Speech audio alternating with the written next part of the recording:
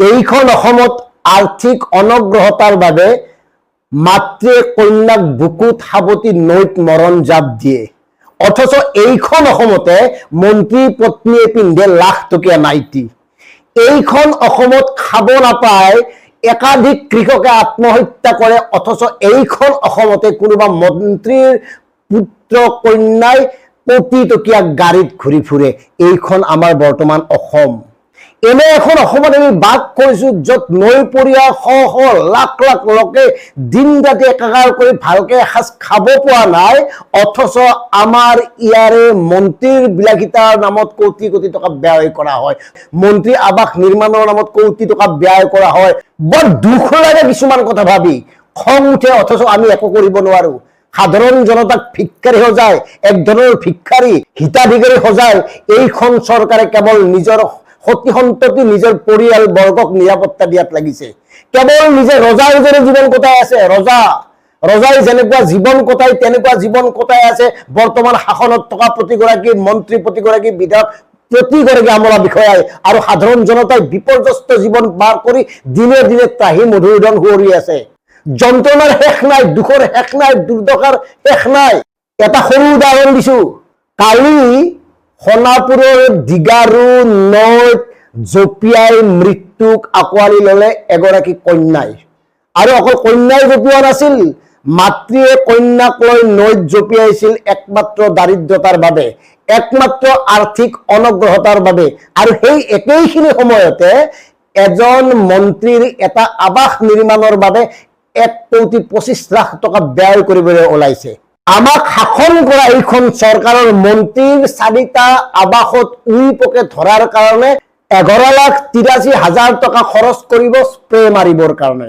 4টা আৱাসত উই ধৰিছে আৰু উই খেদিবলৈ, উই মাৰিবলৈ 11,83,000 ব্যয় কৰিব এইখন চৰকাৰে।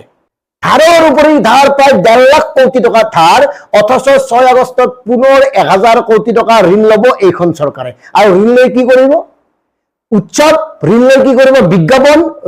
ঋণ লৈ কি কৰিব? চমৎকাৰ সৃষ্টি। ঋণ লৈ কি কৰিব? হিতাধিকাৰী সন্তুষ্ট আৰু সাধাৰণ জনতা মৰি থাক, নৈপৰীয়া ৰাইজ মৰি থাক, বানগ্ৰস্ত ৰাইজ মৰি থাক, এওঁলোকে বিলাস খৰক। মন্ত্ৰীৰ আৱাসত উই পোকে ধৰিছে, যাৰ কাৰণে ইমান টকা খৰচ কৰাৰ কি যুক্তি আছে? লাগে নেকি ইমান লাখ টকা? 11 লাখ টকা এনে আহিছে, গছত লাগিছে এই টকাবোৰ, সাধাৰণ জনতাৰ টকা নহয়। মেডিকেলৰ মাচুল বৃদ্ধি কৰে, চৰকাৰী খণ্ডত মাচুল বৃদ্ধি কৰে, সাধাৰণ ৰোগীৰ ওপৰত সকলোবোৰ ঋণৰ বজা জাপি তোমালোকে ভোগ আৰু বিলাসিতাত মত্ত হৈ আছা।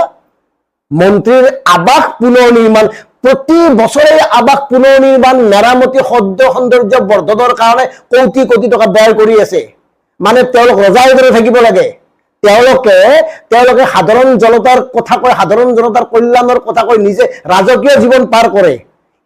এইখিনি সময়ত যধে মধে য'তে ত'তে এনেকে টকা খৰচ কৰাৰ প্ৰয়োজন আছে নেকি? কৰা উচিত নেকি? এই কথাখিনি তেওঁলোকৰ মগজুত নোসোমায়।